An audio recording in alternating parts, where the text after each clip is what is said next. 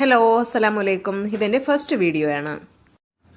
ഇന്ന് ഞാൻ ഈ വീഡിയോയിൽ കാണിക്കാൻ പോകുന്നത് മക്കോട്ടദേവ പഴത്തെക്കുറിച്ചാണ്, അഥവാ സ്വർഗീയപ്പഴം.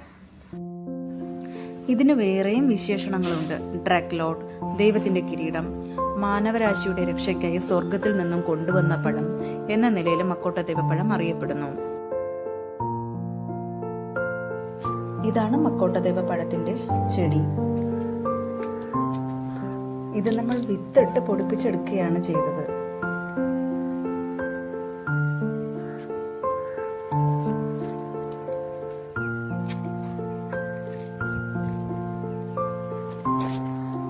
പേരിൽ പഴമെന്ന് പറയുമെങ്കിലും മറ്റു പഴങ്ങളെപ്പോലെ ഇത് അതേപടി കഴിക്കുന്നത് ഗുണത്തേക്കാളേറെ ദോഷമാണ്.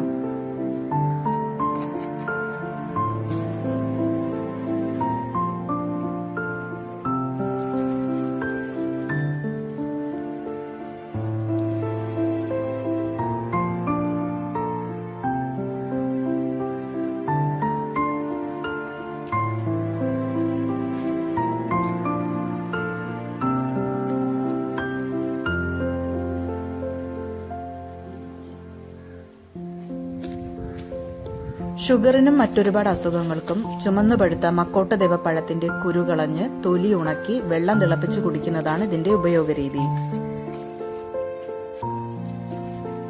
ഇതിപ്പോ നട്ടിട്ടൊരു 3 വർഷത്തോളം ആയിട്ടുണ്ട്. 1 വർഷം ആയപ്പോഴേക്കും കായ്ക്കാൻ തുടങ്ങി.